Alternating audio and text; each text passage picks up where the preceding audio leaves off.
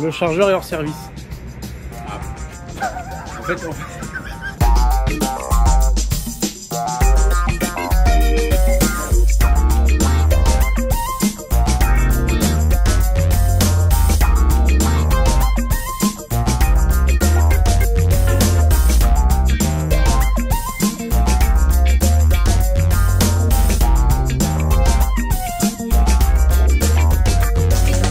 Bonjour et bienvenue sur la chaîne EV. Est-ce qu'on peut partir en week-end avec une voiture électrique d'occasion à moins de 15 000 €? Vous vous posez la question? Eh ben on va y répondre aujourd'hui. On va essayer en tout cas. Ah oui. Donc là, on est 4 avec Alex, Salut. Charles, salut. de WeLike. Tous les trois, on a fait le record de la traversée de l'Europe en voiture électrique. Exactement. Sacrée expérience. Et Guillaume, vous le connaissez sur la chaîne EV, on a fait plein de vidéos ensemble déjà. Tout à fait. Bonjour à tous. On le déteste parce qu'il a la meilleure modèle 3 qui existe au monde en fait. Donc là, on a 4 voitures électriques d'occasion à moins de 15 000 et même pour certaines, elles valent moins de 10 000. En tout ici, là, on a calculé tout à l'heure, À peu près 45 000. Ça, hein? à peu près 45 000 € en tout. Donc pourquoi on se pose la question de savoir si on peut faire un week-end avec? C'est parce que ce sont des voitures électriques d'ancienne génération. Qui n'ont pas des plus grandes batteries qui soient, qui n'ont pas les vitesses de charge les plus performantes. Il y en a qui ont des petites batteries mais qui chargent vite, il y en a qui ont des plus grosses batteries mais qui chargent moins vite. C'est ça. Il y en a qui ont les deux. Donc c'est pas des voitures qui sont faites pour voyager, c'est des voitures qui vont être excellentes au quotidien, mais est-ce qu'on peut quand même se faire un petit week-end avec? On va voir. C'est ce qu'on va voir. Et hop, je coupe cette introduction pour remercier Zunder qui est notre partenaire sur cette vidéo. Alors Zunder, c'est quoi? C'est un opérateur de recharge d'origine espagnole fondé en 2017. Leader de la recharge rapide en Espagne et élu meilleur réseau de recharge par les utilisateurs espagnols en 2024, ça rigole pas. Et figurez-vous que depuis plus d'un an, Zunder se déploie en France avec actuellement 8 stations en service et 124 points de recharge. Oui, ça fait plus de 15 points de charge en moyenne par station. Et 30 stations sont en préparation. Au final, ça fait quand même 170 stations en service en Espagne, Portugal et France pour 950 points de charge. D'ailleurs, souvenez-vous, on s'était arrêté chez Zunder lors de notre record de la traversée de l'Europe. Et surtout, Zunder, c'est une expérience utilisateur à la pointe. Mais ça, on vous en reparle plus tard dans la vidéo. En attendant, je vous invite à télécharger l'application Zunder sur votre téléphone en cliquant dans le lien en description ou en scannant le QR code à l'écran. Et à utiliser le code promo La Chaîne EV pour être crédité de 5 € sur votre compte Zunder. Comme ça, cadeau. Mais reprenons l'intro où on en était. Donc aujourd'hui, qu'est-ce qu'on fait comme trajet? On fait Arcachon, San Sébastien en Espagne pour aller manger des Tapas pour une fois qu'on va en Espagne. pour une fois, et on en parle depuis tellement On longtemps. fera pas demi-tour cette fois à mi-chemin là, c'est bon. Et ça tombe bien parce que sur la route, il y a 4 stations Zunder. Donc n'hésitez pas à vous abonner à la chaîne EV si vous aimez ce qu'on fait. N'hésitez pas à vous abonner. Donnez-moi de la force, les gars. We like. WeLike, je le marque là. Et il y a le lien en description aussi. N'hésitez pas, t'as pas de chaîne toi, Non, j'ai pas de chaîne. mais tu travailles pour Michelin. Ouais. N'hésitez pas à acheter des pneus Michelin pour Guillaume. Et je vous propose de découvrir les 4 voitures. On y va? Allez, c'est parti. Allez, go! Ah bah non, Zunder. Et la première concurrente, vous la connaissez, c'est la voiture électrique la plus vendue en France. C'est bien sûr la Renault Zoé, ici dans une version R110 avec sa batterie de 52 kWh. Elle est donnée pour une autonomie WLTP de 395 km. Elle est équipée d'une prise combo CCS qui était une option sur la Renault Zoé. Une option obligatoire si vous voulez faire des longs trajets. Ce qui fait qu'elle charge au maximum à 46 kW, comptez 56 minutes pour le 1080. Et le modèle que nous avons aujourd'hui qui nous a gentiment été prêté par Maëlys, qu'on remercie beaucoup. Elle est de 2021, elle a 174 000 km et l'état de santé de sa batterie est de 93%. En occasion, on trouve des Renault Zoé à tous les prix, mais pour cette version fortement kilométrée, comptez environ 8 000 €. Son plus gros avantage, c'est que c'est la plus grosse batterie des 4, et son principal défaut, c'est que malgré sa prise combo CCS, ça charge pas très vite. Et vu qu'au niveau taille de batterie, c'est elle qui a la plus grosse, on l'a confiée à celui qui a eu une Renault Zoé, c'est-à-dire Charles de WeLike. La seconde concurrente, c'est cette jolie petite Volkswagen e-Up 2.0, c'est-à-dire avec, entre guillemets, la grosse batterie de 32,3 kWh, autonomie WLTP de 260 km et une charge en DC à 37 kW max, comptez 48 minutes pour un 1080, c'est pas rapide. Le modèle d'aujourd'hui est de 2021, il a 43 000 km, son état de santé batterie est inconnu. Comptez environ 10 000 € pour une e-Up d'occasion. La principale qualité de la e-Up, c'est qu'elle consomme pas grand chose. Et côté défaut, une petite batterie, une charge pas très rapide. Et en plus, la e-Up souffre d'un rapid gate. C'est-à-dire que plus elle enchaîne les charges rapides, et moins elles sont rapides en fait. Et aujourd'hui, celui qui va conduire cette jolie petite e-Up, c'est Alex. Il est habitué aux charges de 18 minutes, 48 minutes, ça risque de lui faire un choc quand même. On passe maintenant à la troisième concurrente, la Nissan Leaf, ici en version 40 Ascenta. Elle est équipée d'une batterie de 39 kWh pour une autonomie WLTP donnée à 270 km. Au niveau charge, 46 kW max en DC et un 1080 en 43 minutes. Notre version du jour est de 2018, elle a 117 000 km et un état de santé batterie de 84%. Sa principale qualité, c'est qu'elle a une consommation plutôt mesurée, mais elle a pas mal de défauts. Le premier, c'est qu'elle n'a pas une prise combo CCS mais une prise CHAdeMO. Ensuite, sa charge n'est pas très rapide et en plus, elle aussi souffre du rapid gate et dans une proportion encore plus élevée que la e-up. Vous allez le voir dans cette vidéo. Et le pilote de cette Leaf, ça sera Guillaume, son propriétaire. Merci Guillaume. Et enfin, la dernière concurrente, vous la connaissez, c'est la Ioniq 28. La Ioniq 28 de la chaîne EV. Comme son nom l'indique, elle est donc équipée d'une batterie de 28 kWh pour une autonomie WLTP d'environ 240 km. Je dis environ parce que à son époque, il n'y avait pas encore de WLTP. Elle charge à 68 kW en DC. Il faut compter environ 18 minutes pour un 1080. Notre modèle est de 2019. Elle compte 58 000 km. Son état de santé batterie est de 100%. Ah, ça c'est Hyundai. Comptez entre 10 et 15 000 euros pour une Ioniq 28. Notre modèle coûte environ 13 000 euros en occasion. Son principal défaut, c'est d'avoir une petite batterie, mais on le sait, la taille ne compte pas. L'important c'est de bien s'en servir. Et la Ioniq 28, sa batterie elle s'en sert bien avec une très faible conso. C'est sûrement la plus efficiente des 4. Et en plus, elle recharge rapidement. Et qui va piloter cette petite merveille? Eh ben c'est moi, évidemment. Bon, et bien voilà, on est à bord de la Ioniq 28. Alors, c'est absolument pas une course entre nous quatre. C'est juste, on part en week-end, en gros, entre potes. On va se faire une petite virée à Saint-Sébastien et on va voir un petit peu quelles sont les performances de chaque véhicule du jour. Et je pense que ça va être très drôle parce qu'il y en a qui vont pas arriver tout de suite. Donc moi, j'ai une Ioniq 28. La Ioniq 28, comme tous les véhicules électriques un petit peu anciens, il n'y a pas de planificateur. Alors, qu'est-ce que c'est un planificateur? Eh ben, c'est un GPS qui, en plus de vous donner la route pour aller à votre destination, va vous dire où vous arrêter pour recharger. Comme ça, vous avez l'esprit libre, vous prenez pas la tête à vous dire oh là là, où sont les bornes et tout. Non, c'est le GPS qui vous dit bah arrête-toi là, tu vas charger tant de minutes et tout. Aucune des voitures ici présentes n'a de planificateur. Donc, ce qu'on utilise, c'est un petit planificateur en application sur le téléphone. Et moi, je veux utiliser ABRP. ABRP, il a un avantage, c'est qu'il peut communiquer avec la voiture avec un dongle OBD2. Donc, on met un petit dongle sur la voiture et boum, le téléphone communique avec la voiture. Donc, le téléphone sait en permanence à quel pourcentage batterie on est, combien la voiture consomme, et donc il peut planifier vraiment avec les datas de la voiture en direct. Ça, c'est génial. Si vous voulez en savoir plus sur ABRP plus OBD2, c'est simple, j'ai fait une vidéo, je vous l'affiche ici, elle est en lien dans la description, ça vous explique tout le fonctionnement. Et Alex, dans sa petite e-up, il utilise la même technique. Donc là, je vous détaille pas le fonctionnement d'ABRP, allez voir la vidéo si ça vous intéresse. Juste ici, je fais plan sauvegardé et le road trip des occasions à 15 000, c'est parti. Et voilà, ça a fait mon itinéraire, et vu que je suis en Apple CarPlay, j'utilise Apple CarPlay pour afficher le GPS. Regardez, c'est quand même beau, il n'y a rien à dire. J'ai le trajet, je sais que mon prochain arrêt, c'est dans 52 minutes, dans 106 km. Je suis à 98% de batterie actuellement, j'arrive avec 29% de batterie. On voit que chaque portion ici, ce sont les chargeurs disponibles. En rouge, c'est un chargeur qui est pris, et en vert, c'est tous ceux qui sont libres. Donc ça, c'est vraiment très cool. J'ai plein d'infos. C'est hyper facile, je vais pas me prendre la tête. Et vu que le logo Bluetooth est vert ici, ça veut dire que l'application est connectée à la voiture. Donc je sais que les 29% va se mettre à jour quoi qu'il arrive en roulant, et j'aurais jamais peur de ne pas arriver à la station. C'est quand même très cool, franchement. Non? Enfin, moi je dis c'est cool. Donc j'attends que tout le monde soit prêt, puis on va y aller.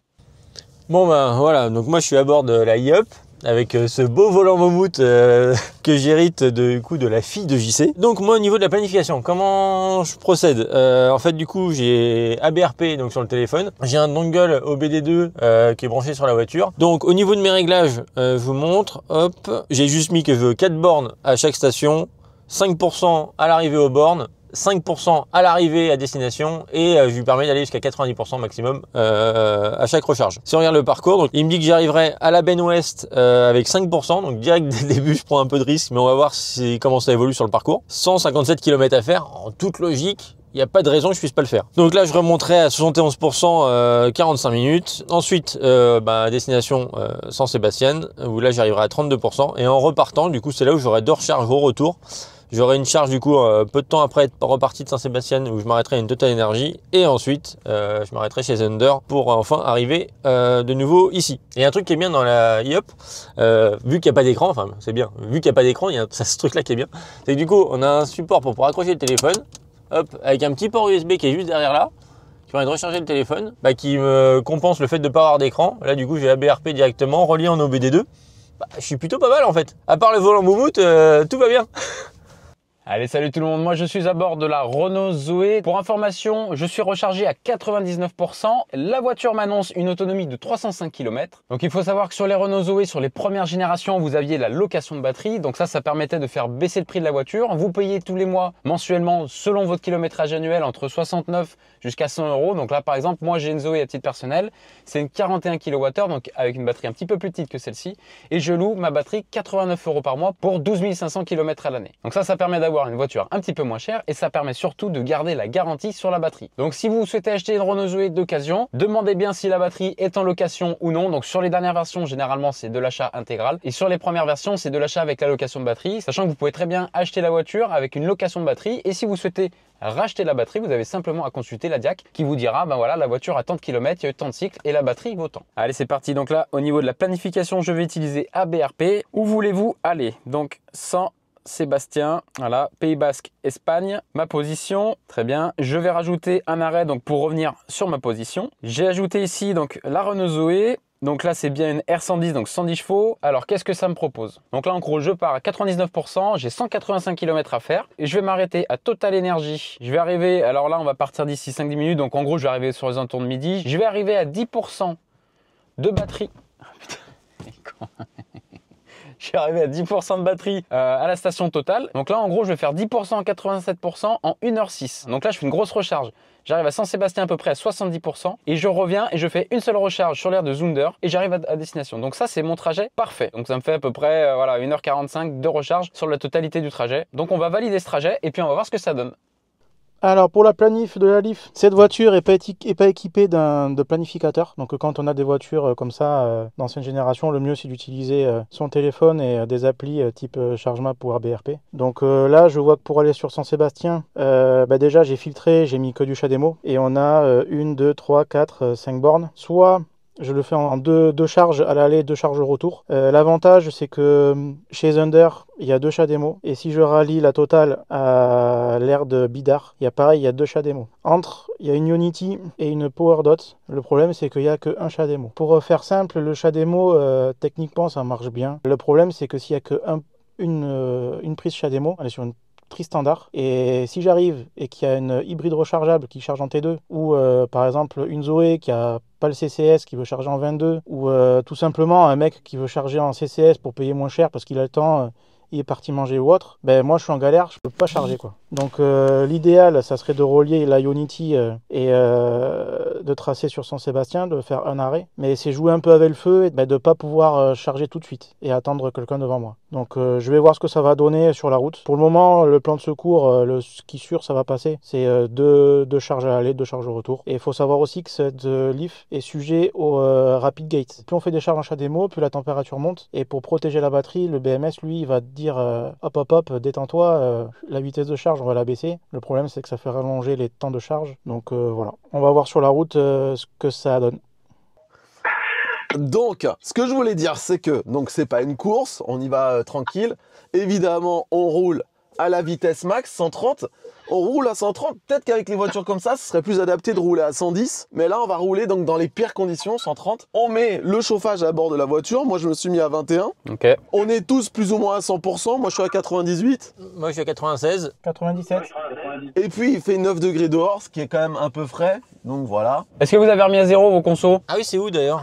Donc Alex, tu n'es pas obligé de garder la moumoute sur le volant. Hein. Si, il faut qu'il la garde. Je vais voir si je m'habitue les premiers kilomètres, mais je pense qu'il va vite sauter. Bon, on a dit qu'on partait à 30. Il est 29. Je passe en drive. Oh, t'es un fou. Allez. Moi, je vous dis, je me charge dans 52 minutes. Bah moi, ça a changé 2 fois déjà ma bande suivante, donc bon, on verra sur la route. Moi, je roule 1h43 là. Ah ouais. Et toi, Guillaume? Moi je roule 1 heure. Pour le moment on verra sur la route si j'affine. Donc là, je suis celui qui fait le plus grand trajet du premier coup, c'est ça? T'es celui qui a la plus grosse? Comme par hasard. Il est 31. Allez, go! Que le meilleur gagne. Allez. C'est parti! Allez, bon, je suis, hop. En fait, c'est Charles qui aurait dû prendre la e-up pour, avec le volant moumoute, ça aurait fait plus d'effet.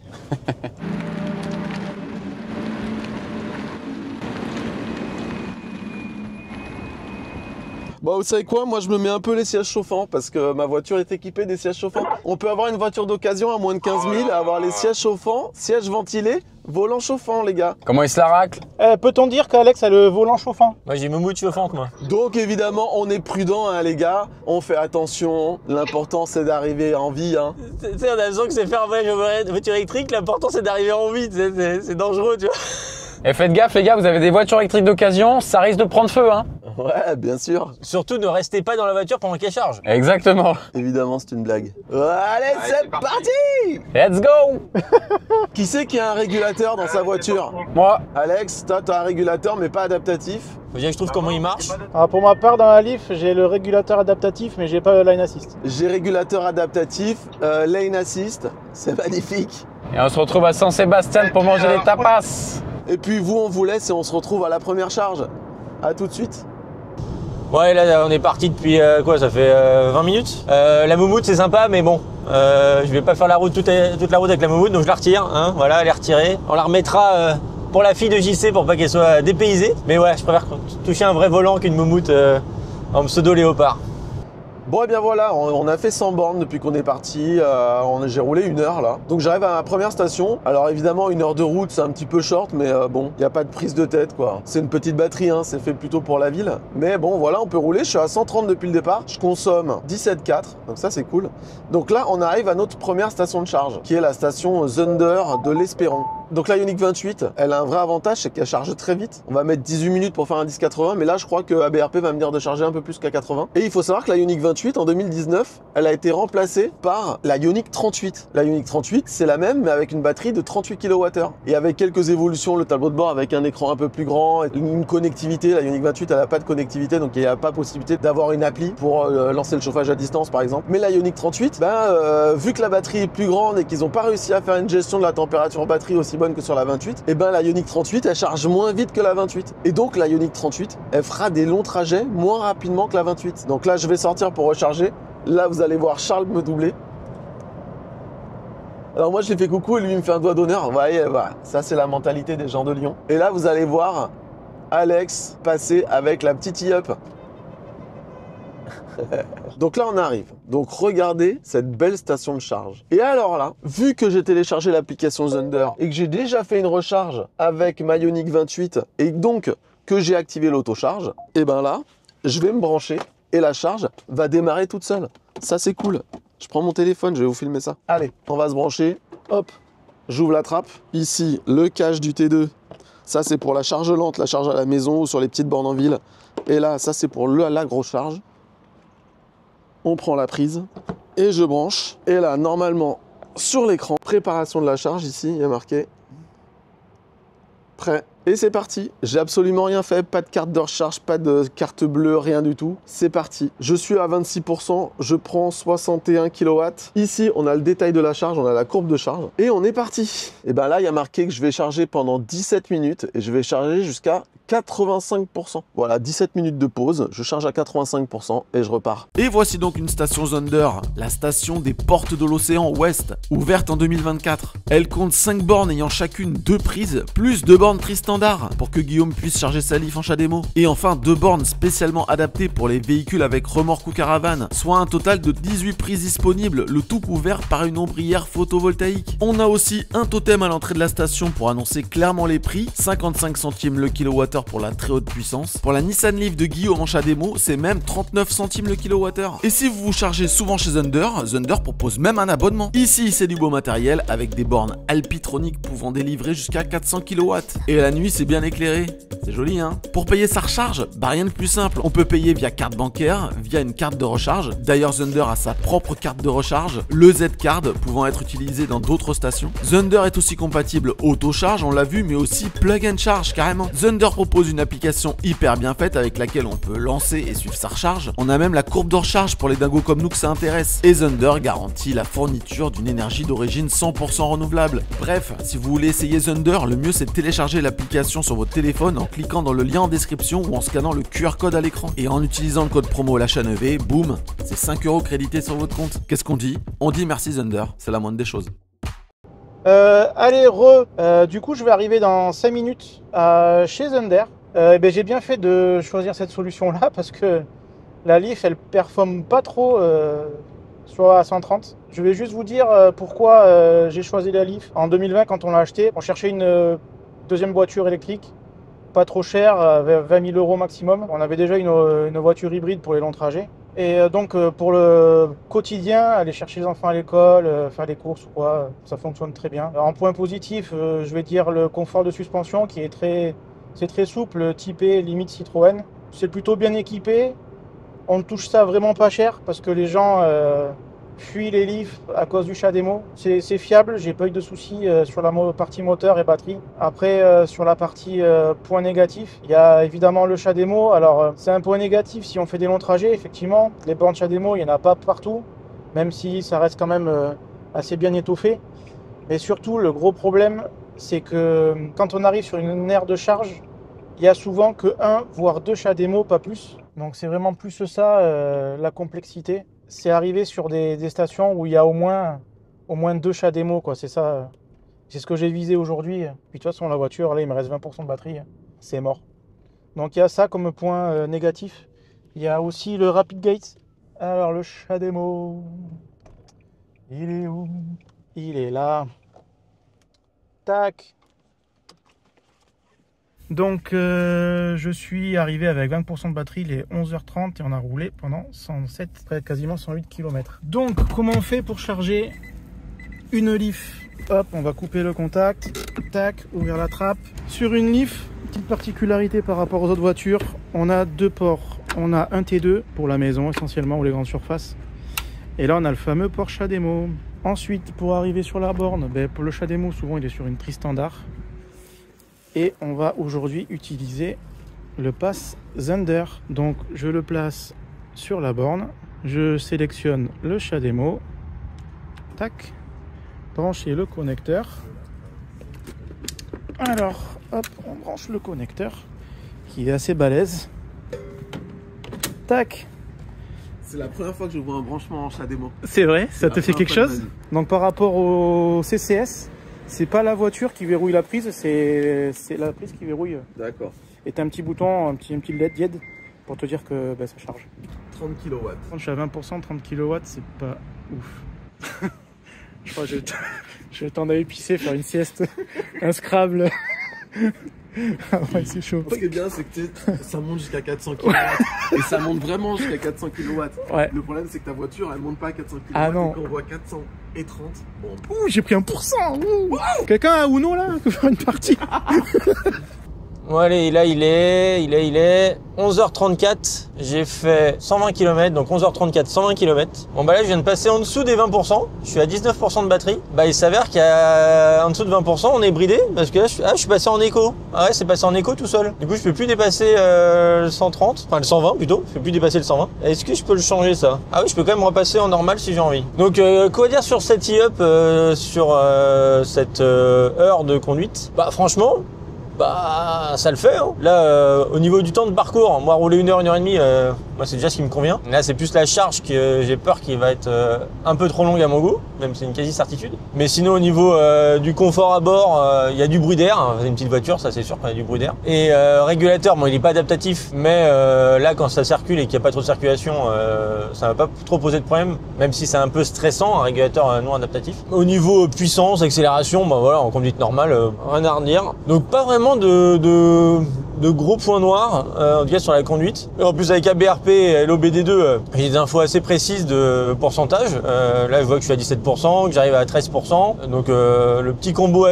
ABRP OBD2 avec une voiture qui est pas équipée d'Android Auto, ben c'est plutôt pas mal. Donc avec ces 32 petits kWh, on peut quand même bah voilà, rouler une bonne heure sur autoroute avant d'aller recharger. J'ai 21 km d'autonomie. J'arrive avec pas grand chose. Alors par contre, si on n'a pas BRP, le problème c'est qu'on n'a pas de pourcentage batterie. On a une jauge d'essence, hein, enfin, ouais, on peut appeler ça une jauge d'essence, parce qu'en fait on a 1, 3 quarts, la moitié, 1 quart, 0. Mais c'est pas un pourcentage comme on a l'habitude de le voir. Du coup, on a une estimation de pourcentage. C'est pas ce que je trouve le plus lisible. Hop, allez, je sors ici. Bayonne, Pérorade et Charles qui continue avec sa Zoé. Je connais pas cette station, donc là je vais arriver avec vraiment très peu de batterie. La voiture m'annonce encore 18 km d'autonomie. Comment on entre dans la station? La trappe elle est à l'arrière droit, donc on va se mettre ici. Allez, P, hop. Donc là j'arrive avec 11% de batterie. Allez, je vais brancher la voiture. Donc là le badge Thunder marche aussi sur d'autres bornes, donc du coup je vais utiliser le badge Thunder. Hop, on éteint. Donc là au niveau de la trappe, c'est tout simplement, hop, un petit capuchon. Je prends la prise. Ah oui, je retire pas le... Hop, c'est dur à une main, il faut retirer aussi le CCS forcément. Hop, on branche. Là, je badge avec le Thunder. Vérification du badge, authentifié, préparation de la charge. Donc je suis à 10% de batterie. Hop, 11 kW, 12 kW.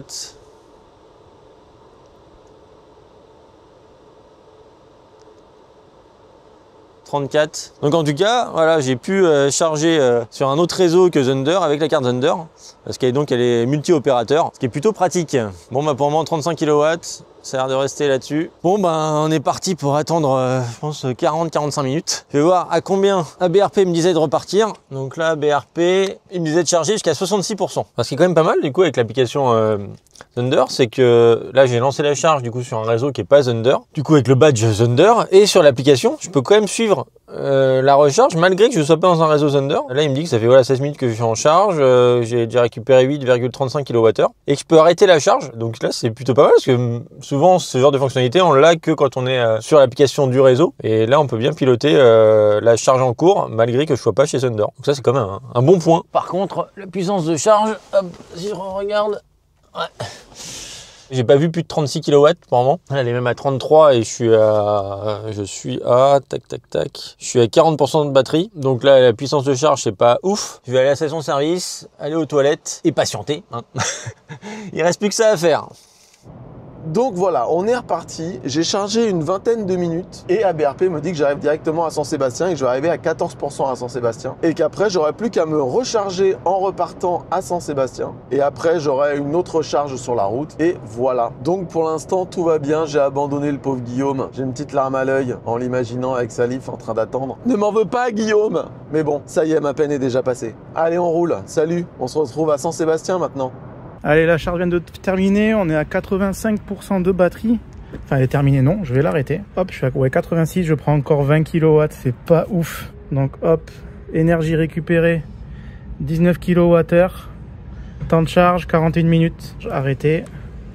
Authentifiez-vous pour arrêter. Hop. Donc le CHAdeMO, pour le débrancher, il y a une petite particularité, c'est pas comme le CCS. Si on tire dessus, ça n'y a rien qui bouge. Il faut appuyer sur le bouton. Et là on peut le déverrouiller. On le remet sur son slot, le petit cache, tac, et allez, j'ai du retard parce que j'y sais, ce petit coquin il est déjà parti depuis une bonne vingtaine de minutes. Allez, c'est parti.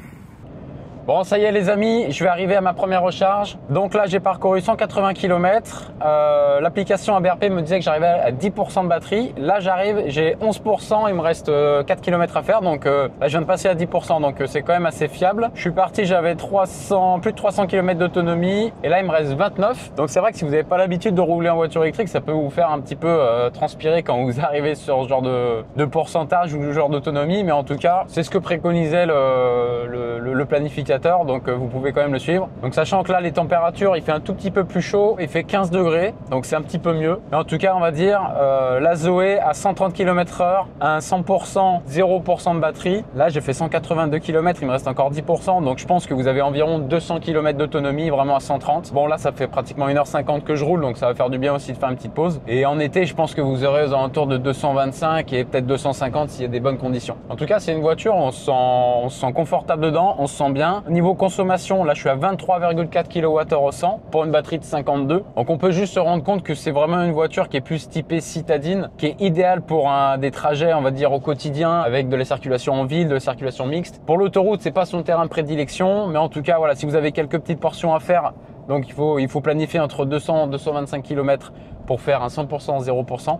Et donc là, je vais m'arrêter à la première recharge. Donc c'est une voiture qui recharge à 50 kW. Le GPS m'annonçait un 10%, 87%, parce que là, il faut que je fasse une grosse recharge en un peu plus d'une heure. Donc c'est ce qu'on va voir. Donc là, je vais arriver sur la station et je vais vous documenter tout ça. Hop, donc là, je viens de me garer. J'y sais, je te fais une petite photo. Comme ça, tu pourras la caler pour justifier ce que je dis. Je dis pas que des conneries. J'en dis beaucoup, mais pas que. Pourquoi il y a un putain de minuteur? Voilà. Donc là, j'arrive comme le GPS me l'a indiqué avec 10% de batterie. Il me reste une autonomie affichée de 27 km. On vient ici appuyer sur le bouton, ça ouvre la trappe de recharge parce que sur la Zoé, la trappe de recharge est devant. Et donc là, vous avez ici donc une borne avec le combo CCS que je vais utiliser ici. Hop. On branche. Connexion OK. On va présenter le badge. Ça vient de biper, ça le vérifie. Vous êtes autorisé à démarrer la charge. C'est parti, la charge vient de se lancer. Donc là, je suis déjà passé à 12% de batterie. Là, je prends 44 kW de puissance. Ça fait 2 minutes que j'ai lancé la charge et on va voir les différentes informations que j'ai sur le tableau de bord. Mais là, en gros, j'ai 1h15 pour monter jusqu'à 100%. Sachant que moi, je ne vais pas m'arrêter à 100%. Je vais m'arrêter à... faut que je m'arrête à peu près à 87. Donc écoutez, je vous reprends tout à l'heure à la fin de la recharge. Allez hop, du coup on va arrêter la charge. Si on va sur la borne, on voit que je suis encore à 24 kW, 69%.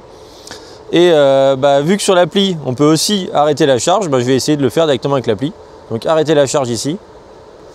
Et donc, je vais voir si ça... Et ouais, c'est bien pris en compte. C'est hyper réactif. Donc là, il n'y a plus qu'à débrancher. Hop. Et on est reparti. Hop, on remet la BRP. Et on est reparti. Donc là, moi, je vais direct jusqu'à Saint-Sébastien, directement, les retrouver et j'aurai 2 charges au retour. Allez, on se retrouve là-bas. Alors là, je suis sorti de l'autoroute, air de bidard. Pourquoi? Parce qu'il y a Charles qui est en train de charger. Est-ce qu'il est dans sa caisse ou est-ce qu'il est parti faire caca? Vous la voyez la voiture là? Je sais pas si on la voit, la petite bleue là. Je vais me garer à côté de lui. Eh, regarde, tiens. Il va bien? Qu'est-ce que tu fais? Je me suis dit, j'ai un petit peu de temps, je vais arriver 45 minutes avant vous. Je me dis, je vais voir comment ça va. Je prends des nouvelles. Bâtard. Combien de temps de charge encore? 50 minutes. Mais je viens d'avoir Guillaume, il arrive dans 23 minutes et il faut qu'il recharge 40 minutes. Non, on était censé manger des tapas. Mais là, j'ai l'impression que les derniers ils vont arriver à 15 h. Bon, allez, moi je te laisse parce que... Reste avec moi. Salut. Moi, je préfère attendre à Saint-Sébastien, boire un petit café. Non, mais il a cru que j'allais attendre ici, là. Non, mais je rêve. Je roule, moi, monsieur. Allez, salut.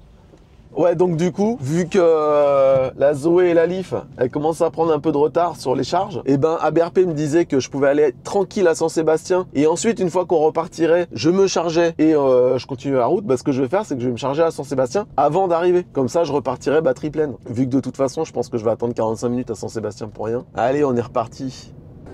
Allez, on se reprend. Je vais arriver dans 2 minutes à ma deuxième recharge. Je vais sortir dans 3 km. Là, je pense qu'à ma prochaine recharge, je vais être impacté par le Rapid Gate. Parce que quand j'ai checké en sortie de chez Thunder, j'avais déjà la batterie qui était à la première barre rouge. Donc ça pue un peu du cul pour moi. Pour la suite du trajet, je vous le dis direct, c'est pas ouf. Et là, ça y est, je sors à l'aire de Bidart dans 300 mètres. Allez, on sort. Borne de charge.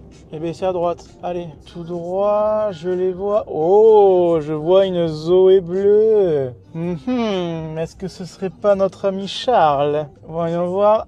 Et c'est Charles. Ah, stick à stick. Il y a un Leaf après à faire. Allez, on prend le 3 démo. On le connecte. Ouh, le chargeur a détecté un problème interne. Ça pue. Bon, déjà, c'est pas bon, ça a arrêté la charge. On recommence. Départ, ok. J'espère que c'est la borne qui démarre, qui a du mal à démarrer. Sinon, je suis mal. Le chargeur a détecté un problème. Oh, Charles, il te reste beaucoup à charger? Alors, on peut switcher si tu veux, ouais. Il te reste combien? Il me reste encore moins 20 minutes. Vas-y, je retente une dernière fois quand même. Et puis on switch, ouais, vas-y. Je vais redébrancher. Le chargeur est hors service. Ah. En fait, au pire, je te laisse Ça la place. commence la merde. J'écourte ma recharge, je te laisse la place. Et non, enfin, fais ce dont tu as besoin. Et au pire, j'écourte, tu prends ma place et sur le retour, j'en ferai une deuxième. C'est comme tu veux. Bah ouais, Je force pas. Ouais, ouais. Donc du coup, ce qu'on va faire, c'est que là, moi, je devais recharger encore une vingtaine de minutes. Je vais écourter, j'ai pratiquement 76% de batterie.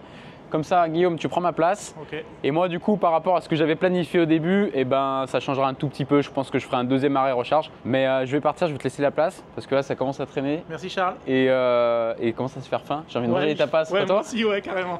Ça se trouve ici, il est arrivé en train de manger, ça pourrait. Ouais, grave.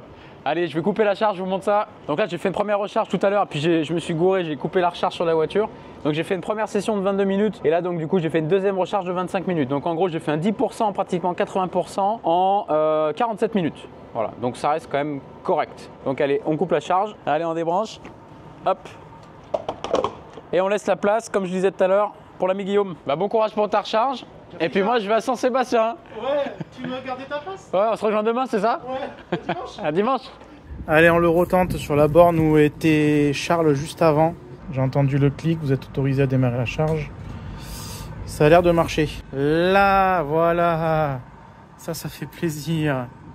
Bon, pendant ce temps-là, je suis bien arrivé à Saint-Sébastien. Une vingtaine de minutes avant Alex, la borne conseillée par BRP était sur un parking de centre commercial bondé ce samedi. Et forcément, les bornes étaient squattées par des voitures thermiques, merci les gars. Du coup, je me suis rabattu sur une borne 50 dans un parking souterrain. Et Alex, lui, est parti sur un super chargeur Tesla. On aurait pu laisser les voitures chargées le temps du repas, mais nous, ce qu'on voulait, c'était mesurer les performances des voitures sur un long trajet. Donc, charge rapide pour tout le monde. Entre-temps, Charles puis Guillaume sont arrivés à Saint-Sébastien. Saint-Sébastien, très jolie ville côtière. On a trouvé un petit resto, on a enfin pu commander nos tapas tous les trois. Ouais, je dis tous les trois parce que pour Alex, la charge chez Tesla a duré un tout petit peu plus longtemps que prévu. Bon bah ça fait 44 minutes, presque 45 minutes que je recharge chez Tesla. Je suis arrivé à 9%. Je suis actuellement à 69%. Je pensais aller jusqu'à 90 pour aller directement jusqu'à une seule station pour rentrer à la fin. Mais avec le rapid gate en fait de cette voiture qui fait que la puissance de charge baisse drastiquement quand la batterie chauffe. Bah là je suis qu'à 14 kW. Donc là ça se trouve il me faudra encore au moins une demi-heure pour monter à 90. Et donc là c'est juste pas gérable. Donc tant pis, je vais m'arrêter là. Je vais repartir du coup pour retrouver les copains pour aller manger un petit morceau avec eux. Et au retour, j'aurai donc 2 charges à faire. Du coup je vais y aller. Tac. Bon allez, moment on est reparti. Je retourne vers Saint-Sébastien pour retrouver les copains pour manger un petit morceau. Allez, on se retrouve là-bas. Bon, on est enfin arrivé au tapas, pas à l'heure du midi, un peu plus tard. À l'heure espagnole. C'est drôle le tapas quand même. Ouais, bon, il y en a qui mangent des salades. Les tapas Made in Alex. Je pense que vous avez remarqué qu'au niveau des vitesses de charge, c'était pas terrible. On a roulé à 130. On a mis les voitures dans les conditions les plus dures. Guillaume et Alex qui souffrent de rapid gate. C'est-à-dire que plus ça va aller, plus ça va être pourri. Donc je propose qu'au retour, on se mette tous à 110. Parce que je pense que c'est des voitures où rouler à 130, c'est passage. T'aurais pu me le dire avant, j'aurais mis 10% de moins, Ça vous va? Allez.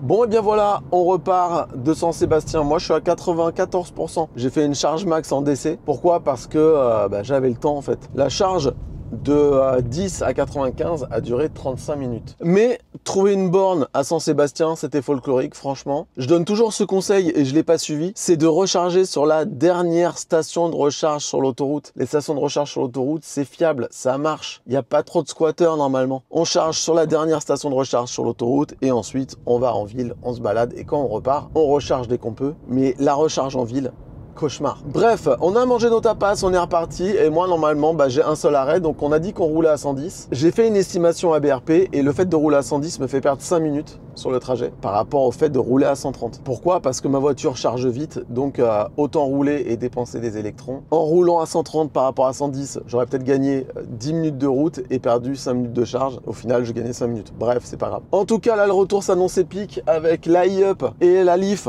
qui font du rapid gate, donc qui chargent de moins en moins vite. Je me demande comment ça va se passer.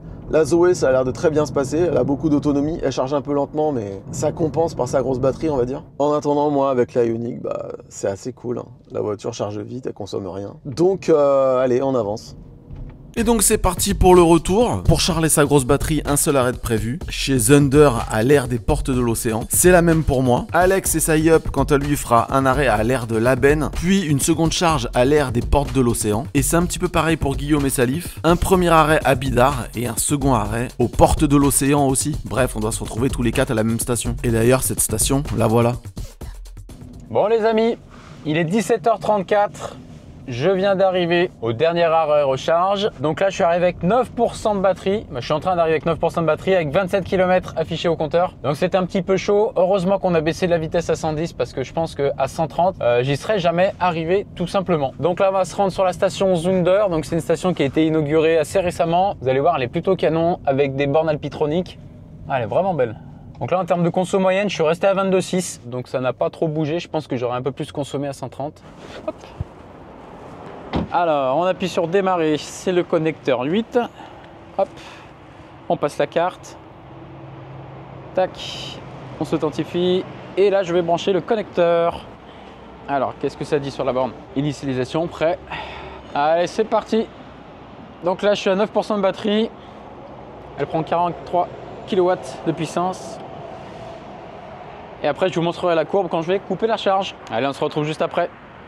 Et salut, bienvenue dans l'Ioniq. Bon bah voilà, j'arrive bientôt à l'ère de Thunder, l'ère de l'océan. Rouler à 110, finalement c'est assez cool. Pourquoi? Parce que on a beaucoup plus d'autonomie. Et sur des voitures comme l'Ioniq 28, qui a une autonomie très faible quand même, hein, c'est une petite batterie, 28 kWh, c'est quasiment la moitié de la Zoé, et ben ça donne un peu plus de latitude en cas d'erreur, en cas de problème. Là par exemple, je suis parti de Saint-Sébastien à 96%, j'ai fait 115 km, il me reste 31% de batterie. Enfin, il va me rester 31% de batterie quand j'arriverai à la station. Je voulais dire que ABRP là, avec le dongle OBD2, bah c'est quand même pas mal. Le GPS, quand tu rentres dans des zones un peu denses, ça vaut pas un Apple Plan ou un Google Maps. C'est un peu plus difficile de savoir exactement où il faut aller. Zone de radar. Mais néanmoins, avoir son pourcentage à destination en permanence dans une voiture comme la Ioniq 28, c'est génial. Ce que je voulais dire aussi, c'est que voyager avec une voiture avec une petite batterie comme la Ioniq 28, eh ben ça oblige quand même à un petit peu de préparation et un petit peu de savoir-faire entre guillemets pour trouver les bornes, etc.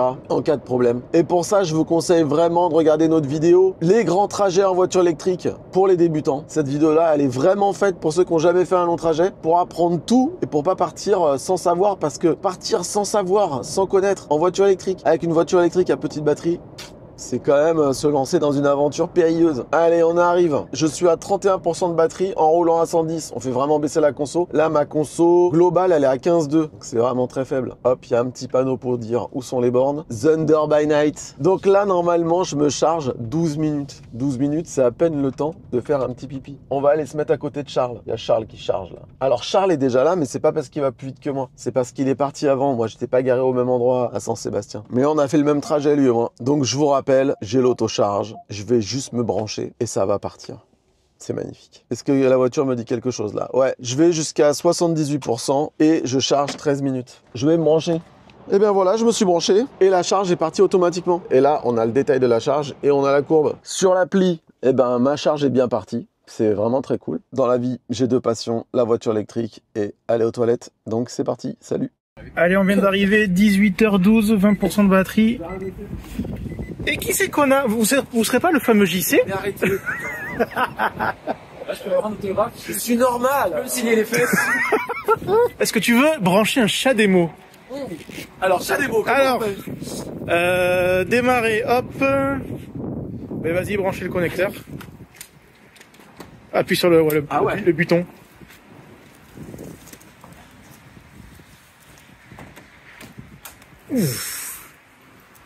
C'est tout. C'est tout. Ah bah, Et voilà. En fait. T'as pas un professionnel de la voiture. Et ça y est, initialisation. Une première fois.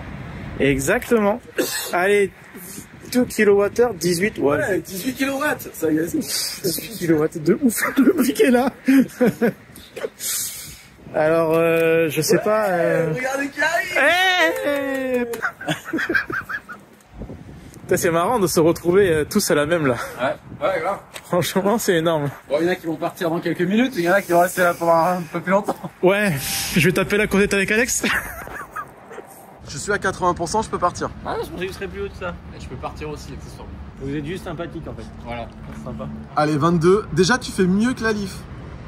Ah ouais. Non, normalement je prends les 35-36, je les prends quasiment tout le temps au début. C'est juste que ça s'écroule après, mais... Et bah tu peux coiffer la Leaf sur photo peut-être. J'ai fait une charge de 20 minutes, là normalement j'ai une charge de 30. On va regarder quand même un peu les stats de la Leaf. Chat des maudits. Ah ouais. 18. Ah ouais, Par contre, c'est flat, c'est du 800 volts. Ah ouais, je vais t'éclater en fait. Il sourit, mais il a mal au fond de lui. Ah ouais, non, c'est sûr, c'est sûr.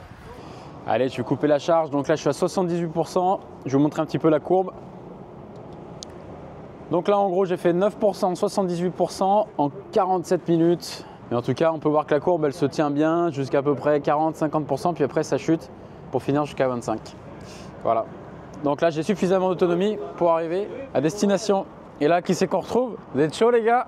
Non, là non, on va avoir froid plutôt. Ouais, ça caille. Je suis content d'avoir oublié mon blouson. Toujours pas pro. Bon, allez, je coupe la charge. Bon les amis, à tout à l'heure. Bon allez, c'est parti. Bon, je devais charger jusqu'à 78, mais finalement, il y avait les oiseaux, donc je suis monté jusqu'à 94. Donc ça a duré 25 minutes. Bon, c'était assez mouvementé, il s'est passé des choses. Donc là, on va plus faire de plan jusqu'à l'arrivée. Hein. Ce qui est intéressant maintenant, c'est la conclusion. Et le tableau, bah, c'est tout de suite.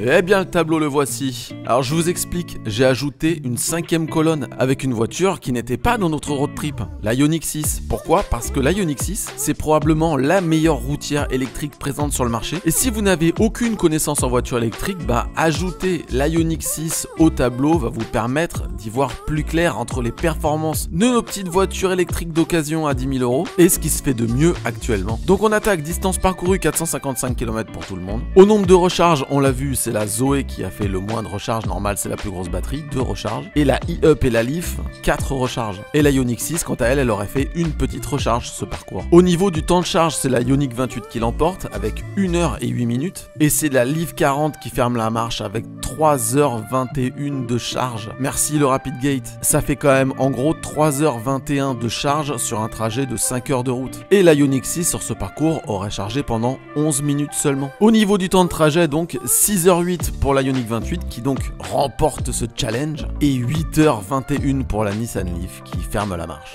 Au niveau de la conso globale, c'est la Ioniq 28 qui l'emporte, 15,1 kWh au 100. Et là, mauvaise surprise pour la Zoé, c'est elle qui ferme la marche avec 22,9 kWh au 100 sur le parcours. Au niveau du coût des recharges sur la route, bah ça a varié entre 31 et 37 €. On ajoute bien sûr le coût de la charge à destination pour remettre la voiture à 100% parce que ça compte quand même. Et ça fait un total de 35 € pour la Ioniq 28, 37 et 38 € pour la e-up et la Leaf 40 et 44 € pour la Zoé. Ce qui donne un coût total aux 100 km sur le parcours de 7,80 € pour la Ioniq 28, 9,73 € pour la Zoé, 8,23 € pour la Volkswagen e-up et 8,44 € pour la Leaf 40. C'est pas très rapide, mais c'est quand même économique. Et au niveau du CO2 émis, parce que ça aussi c'est important et c'est pour ça qu'on roule en voiture électrique, évidemment ces voitures ne rejettent pas de CO2, mais l'électricité produite pour les faire rouler, bah, produit du CO2. Et donc pour ce parcours, on peut estimer les rejets de CO2 entre 3 et 4 kg. À titre de comparaison, si on avait fait le même trajet avec une thermique, elle aurait émis 68 kg de CO2, soit 22 fois plus. Alors, est-ce que c'est possible de faire un long trajet avec ces voitures électriques d'ancienne génération? Avant, je voudrais rappeler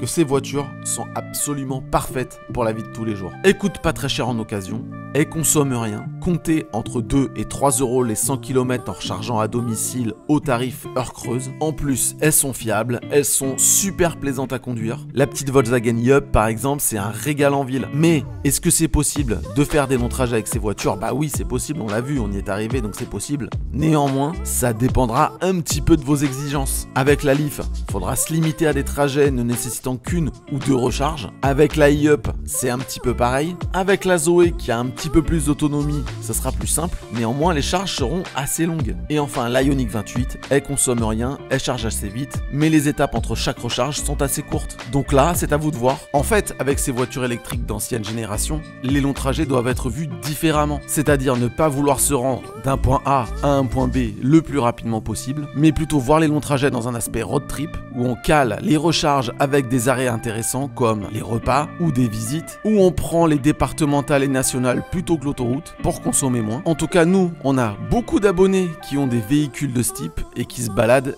énormément. Moi en tout cas, il y a une voiture qui remporte ma préférence, mais je vais pas le dire, je vais juste vous donner un indice. Elle est bleu foncé et elle aime la K-pop. Bon et ben voilà, j'espère que cette vidéo vous a plu. N'hésitez pas à la liker si elle vous a plu. N'hésitez pas à retrouver Charles, WeLike, sur YouTube et Instagram. Je remercie beaucoup Charles d'avoir participé. Je remercie beaucoup Guillaume d'être venu avec sa Leaf. Et merci beaucoup à Zender d'avoir sponsorisé cette vidéo. N'oubliez pas, vous téléchargez l'app, vous utilisez le code la chaîne V et boum, 5 € gratuits sur votre charge, ça c'est cool. Si vous vous posez des questions sur la voiture électrique, retrouvez nos guides pour débutants. On en a fait 4 pour l'instant. Vous pouvez les retrouver sur notre site lachaînev.fr, rubrique guide pour débutants. En attendant, on a mangé des tapas, ça y est, on a été jusqu'au bout de la route. C'est cool. Je vous remercie de nous avoir regardés, j'espère que ça vous a plu. Et à la prochaine pour une vidéo nouvelle. Ça n'est pas français, mais c'est pas grave.